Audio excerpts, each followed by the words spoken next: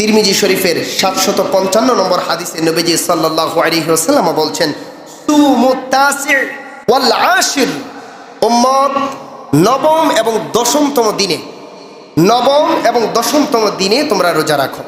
সুবহানাল্লাহ পড়ে, সবাই পড়তে হবে সুবহানাল্লাহ। এরপর বলছেন ওয়াখালিফুল ইয়াহুদ, ইহুদিদের ব্যতিক্রম করো। ইহুদিরা একটা রাখে, তোমরা দুইটা রাখো অথবা তিনটা রাখো।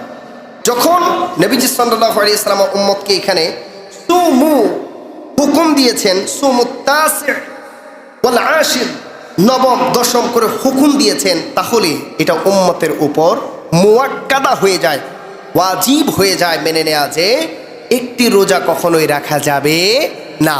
অনেকেই বলে মুহররমের রোজা একটা, আশুরার দিনে রোজাটা রাখলে হয়ে যাবে। না, নবীজি এটা রেখেছিলেন, ঘটনাটা সামনে আসছে বলছি, কিন্তু পরবর্তীতে নিষেধ করেছেন, না একটা রোজা রাখবা না, দুইটা রাখবা। এইটা